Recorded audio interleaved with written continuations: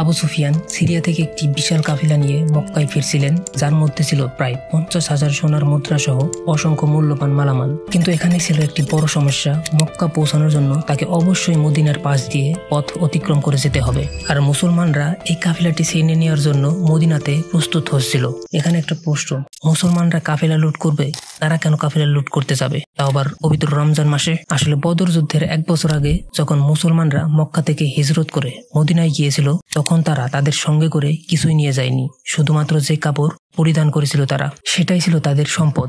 মক্কার কাফেররা মুসলমানদের রাগ করানোর জন্য তাদের সবকিছু, জায়গা, জমি, ঘর সব বিক্রি করে দিয়েছিল। আর এটি সেই কাফেলা যেখানে বহু জিনিসপত্র ও মালামাল ছিল যা মক্কার মুসলমানদের কাছ থেকে লুট করা হয়েছিল। তাই মুসলমানরা কাফেলা লুট করছিল না, বরং মক্কায় তাদের যে মালামাল লুট করা হয়েছিল তার প্রতিশোধ নিচ্ছিল। তো আবু সুফিয়ান যে কাফেলার হেড ছিল, ও এই চিন্তা করছিল যদি সে এই রাস্তা হয়ে যায় তাহলে তো মুসলমানরা তাকে ছাড়বে না। তাই আবু সুফিয়ান কাফেলার রাস্তা পরিবর্তন করে আর খুব দ্রুত মক্কায় একটি চিঠি পাঠায়, যাতে মক্কা থেকে কাফেলা রক্ষা করার জন্য সাহায্য পাঠায়। তো চিঠি নিয়ে ওই ব্যক্তি যখনই মক্কায় পৌঁছায়, সে কাবার পাশে গিয়ে নিজের উটের কান আর নাক কেটে ফেলে আর নিজের জামা কাপড় ছিঁড়ে জোরে জোরে চিৎকার করতে লাগলো। এটা ছিল ওই জামানায় ইমার্জেন্সি দেখানোর একটা টেকনোলজি আর কি। মুসলিম বাহিনী ইতিমধ্যেই কাফেলা থামানোর জন্য বেরিয়ে পড়েছিল।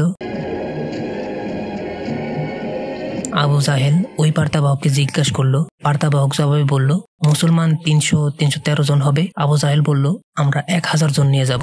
আবার ওই বার্তাবাহককে জিজ্ঞাসা করলো, তাদের ঘোড়া কয়টা? লোকটা জবাবে উত্তর দেয়, প্রায় 2টার মতো হবে। আবু জাহেল বলল, আমরা 100টি ঘোড়া নিয়ে যাব। আবার ওই বার্তাবাহককে জিজ্ঞেস করলো, মুসলমানদের সেনাবাহিনীতে উট কয়টা? ও বলল, 70টার মতো হবে। আবু জাহেল বলল, আমরা 170টা নিয়ে যাব।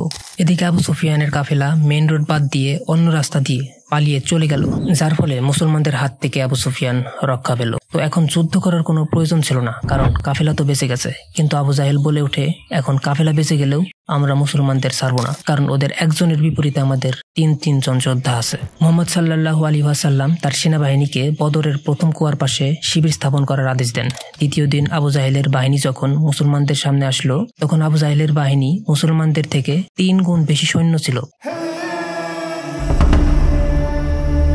উতবা ইবনে রাবিয়া, যে ছিল মক্কার একজন ধনী ব্যবসায়ী, উতবা তার ভাই এবং ছেলেকে নিয়ে এগিয়ে এসে মুসলিম সেনাবাহিনীকে চ্যালেঞ্জ করে বলে, কেউ কি আছে যে আমাদের সাথে এসে লড়াই করতে পারে? মদিনার 3 জন আনসার এদের সাথে একক লড়াই করার জন্য এগিয়ে আসে। তো উতবা ইবনে রাবিয়া বলল, এ কি, আমাদের ভাইদের মাথা কেটে ফেলতে হবে যারা আমাদের পূর্বপুরুষদের ধর্ম ত্যাগ করেছে? হযরত উবাইদা, হযরত হামজা এবং 24 বছর বয়সী হযরত আলী রাদিয়াল্লাহু আনহু সামনে আসলো আর লড়াই শুরু হলো। মুসলিম সেনাবাহিনীর হযরত উবাইদা আহত হলেন, কিন্তু কাফের বাহিনীর উতবা, তার ভাই এবং তার ছেলে 3 জনই নিহত হয়ে গেল।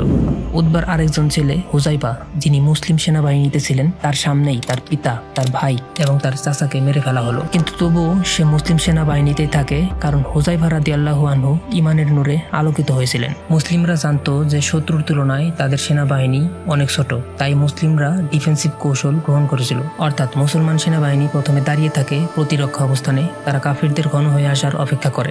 এর ফলে আবু জাহেল পূর্ণাঙ্গ শক্তি নিয়ে আক্রমণের হুকুম দেয়। সে মনে করেছিল 2 মিনিটের কাজ শেষ করে আমরা চলে যাব, কিন্তু এমনটা আর হলো না। আস্তে আস্তে একজন মুসলিমের বদলে 5 জন কাফের মারা যেতে থাকে। তখন কাফেররা পিছু হটতে থাকে। কাফেররা দুশ্চিন্তায় পড়ে গেল যে আমরা তাদের চাইতে 3 গুণ বেশি, কিন্তু আমরা তাদের জায়গা থেকেই সরাতে পারলাম না। ইতিমধ্যে মুসলমানদের সারি বদল করে পিছনের ফ্রেশ লোকদের সামনের সারিতে এনে দাঁড় করানো হলো। আবু জাহেল পুনরায় পূর্ণাঙ্গ শক্তি নিয়ে আক্রমণের হুকুম দেয়, কিন্তু আবারও সেই একইভাবে নাস্তানাবুদ হলো মুসলিম সেনাবাহিনীর কাছে। কাফের বাহিনী পিছু হটতে শুরু করলো, কিন্তু এবার মুসলিম সেনাবাহিনী এদের উপর আক্রমণ করে দিল। সঙ্গে সঙ্গে মক্কার কাফের বাহিনী এলোপাতাড়ি পালাতে শুরু করে আর আবু জাহেলকে হত্যা করা হলো। মক্কার সবাই বিজয়ের সংবাদের জন্য অপেক্ষা করছিল, কারণ গত 60 বছরে মক্কার কুরাইশদের কোনো বড় ধরনের পরাজয়ের ইতিহাস ছিল না, এবং আনুমানিক 65 বছর আগে আব্রাহার 60,000-এর বাহিনীকেও হারিয়েছিল এবং এর জন্য সমগ্র আরব কুরাইশদের নেতা মনে করত। কিন্তু এখন কুরাইশ মাত্র 313 জনের কাছে হেরে যায়। আগেই যারা যুদ্ধ থেকে পালিয়ে মক্কায় চলে এসেছিল তাদের কেউ বিশ্বাসই করেনি যে এটা হতেই পারে না, আমরা যুদ্ধ হেরে গেছি। কিন্তু আস্তে আস্তে তারা বুঝতে পারে এই যুদ্ধ এবং পুরো আরবে তাদের ইজ্জত হারিয়ে ফেলেছে। একজন পশ্চিমা ইতিহাসবিদ লিখেছে, বদর যুদ্ধের আগে আরব মুহাম্মদ সাল্লাল্লাহু আলাইহি ওয়াসাল্লামকে একজন নিরাশ্রয় দুর্বল মানুষ হিসেবে দেখত, যাকে তার নিজেদের লোকেরাই মক্কা থেকে বের করে দিয়েছিল। কিন্তু বদর যুদ্ধের পরে মুহাম্মদ সাল্লাল্লাহু আলাইহি ওয়াসাল্লামকে একজন রাজনৈতিক এবং মিলিটারি জিনিয়াস হিসেবে পুরো আরবে বিখ্যাত হয়েছিলেন, কারণ তিনি তাদের চেয়ে 3 গুণ বেশি সেনাবাহিনীকে হারিয়ে দেখিয়েছিলেন। ভিডিওতে তথ্যগত ভুল বা আপনার কোনো মতামত থাকলে কমেন্ট করে আমাকে জানান। আর এই চ্যানেলে নতুন হয়ে থাকলে সাবস্ক্রাইব করে আমাদের সঙ্গে যুক্ত থাকুন। দেখা হচ্ছে পরবর্তী ভিডিওতে। আল্লাহ হাফেজ।